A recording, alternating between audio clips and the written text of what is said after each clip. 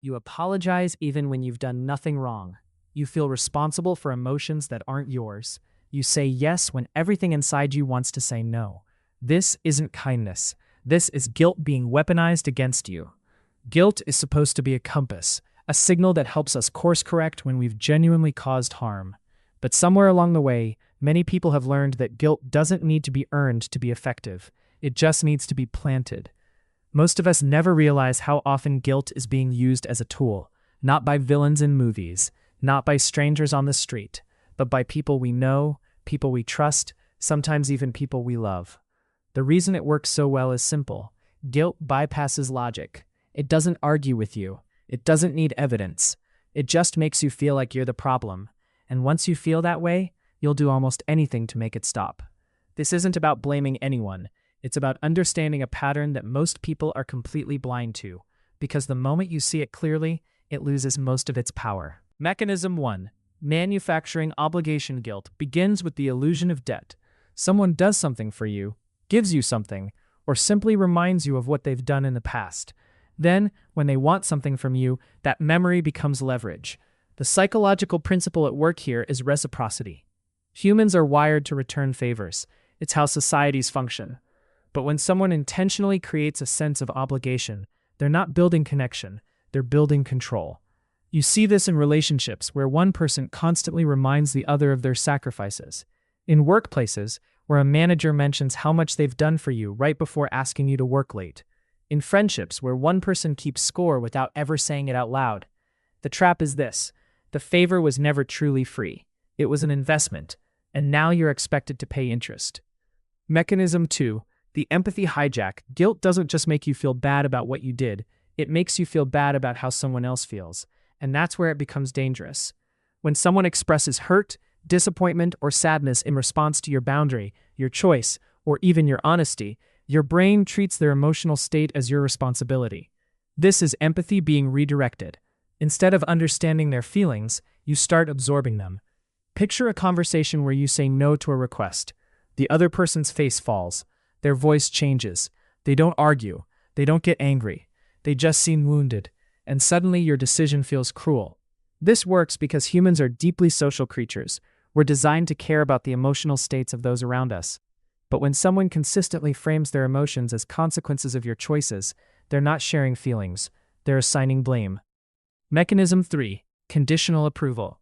One of the subtlest forms of guilt comes wrapped in love. It sounds like support. It looks like care. But underneath there's a clause. You are valued as long as you comply. This pattern shows up in families where affection shifts based on obedience.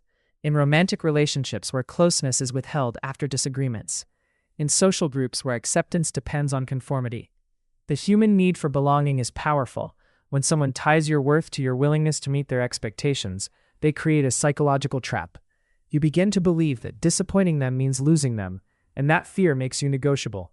What makes this particularly effective is that the person using it often believes they're being reasonable. They're not trying to manipulate. They genuinely feel hurt when you don't act the way they want. But intent doesn't change impact. The result is the same. Your choices become constrained by someone else's comfort. The implied accusation. Sometimes guilt is delivered without words. It's in a sigh, a long pause, a change in tone, a look that says you should know better. This is guilt through implication. Nothing is stated directly, which means there's nothing to defend against. You can't argue with a feeling. You can't correct a misunderstanding that was never verbalized. You're left holding discomfort you can't name and blame you can't locate. The brain hates ambiguity. When we sense disapproval but can't identify the source, we fill in the blanks ourselves, and most people fill them in with self-criticism. We assume we did something wrong. We replay interactions searching for our mistake. We apologize for things we can't even name. This is why silent treatment and passive disappointment are so psychologically effective. They don't give you a problem to solve. They give you a feeling to escape. And the fastest way to escape it is to change your behavior. Consider a coworker who frequently mentions how overwhelmed they are whenever you take time off. They never directly say you shouldn't take vacation. They just make sure you know the weight they're carrying in your absence. Over time, you start taking less time off. Not because it's required, because the guilt feels heavier than the rest. Or imagine a friend who always brings up the one time they helped you during a crisis, especially right before asking for something significant. The help was real. The gratitude is real. But the timing transforms gratitude into obligation. You find yourself saying yes to things that cost you, simply because saying no feels like betrayal. Or think about a partner who becomes distant and cold after you spend time with your own friends. They don't forbid it. They don't argue. They just withdraw. And slowly you start choosing them over everything else, not because you want to, but because the emotional aftermath isn't worth it. Recognition begins with a simple question. Am I feeling guilty because I caused harm, or because someone wants me to feel this way? Genuine guilt has clarity. You know what you did. You understand the impact. The feeling is proportional to the action. But manipulative guilt is vague. It's heavy but shapeless. It makes you feel responsible for things outside your control. The first defense is emotional separation. Their feelings are not your responsibility to fix. You can care without carrying. You can empathize without absorbing. When someone's emotional state becomes your problem to solve, you've crossed from compassion into control. The second defense is boundaries without justification. You don't owe anyone an explanation for your choices. When you start justifying every decision, you're handing someone the tools to dismantle your reasoning.